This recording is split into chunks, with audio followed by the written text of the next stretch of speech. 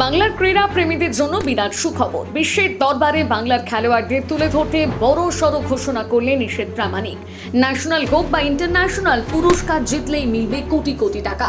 হ্যাঁ, ঠিকই শুনছেন, রাজ্য সরকার বদলের পর এবার ক্রীড়া মন্ত্রকের বড়সড় পরিবর্তনের পথে হাঁটছে নতুন সরকার।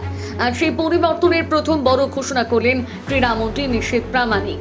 এবার থেকে কোনো বাঙালি ক্রীড়াবিদ অলিম্পিকের সোনা জিতলে পাবেন পুরো 8 কোটি টাকা।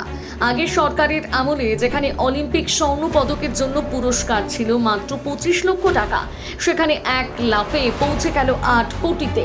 শুধু তাই নয়, রূপো জিতলে দেওয়া হবে 6 কোটি টাকা, ব্রোঞ্জ জিতলে দেওয়া হবে 4 কোটি টাকা।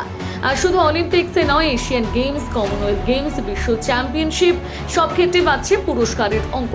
যেমন এশিয়ান গেমসে সোনা জিতলে এবার মিলবে 5 কোটি টাকা, কমনওয়েলথ গেমসে সোনা জিতলে এবার মিলবে 1.5 কোটি টাকা, বিশ্ব চ্যাম্পিয়নশিপে সোনা জিতলেও মিলবে 2 কোটি টাকা।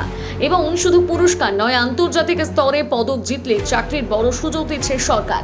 অলিম্পিক, প্যারা অলিম্পিক বা আন্তর্জাতিক প্রতিযোগিতার পদক জিতলে শিক্ষাগত যোগ্যতা অনুযায়ী ডিএসপি পদ পর্যন্ত চাকরির সুযোগ দেওয়া হতে পারে।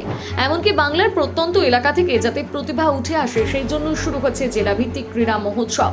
12টি খেলা নিয়ে হবে একটি প্রতিযোগিতা। জেলা থেকে সেরা খেলোয়াড়রা পৌঁছবেন কলকাতার মেগা ফাইনালে। রবীন্দ্র সরোবর স্টেডিয়ামে বসানো হবে অলিম্পিক মানের ট্রাক।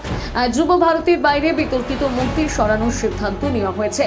সরকারের দাবি, বাংলাকে ফের দেশের ক্রীড়া মানচিত্রে শক্তিশালী জায়গায় ফিরিয়ে আনাই এখন লক্ষ্য। তাহলে কি এবার বাংলা থেকে উঠে আসবে আগামী অলিম্পিক চ্যাম্পিয়ন? সরকারের এই উদ্যোগ কি বাঙালিদের সফলতা এনে দেবে খেলার জগতে? এবার কি বাংলার যুব সমাজ অনুপ্রাণিত হবে ক্রীড়া ক্ষেত্রকে কেরিয়ার হিসেবে বেছে নিতে? জানাতে ভুলবেন না আপনার মতামত কমেন্ট করে।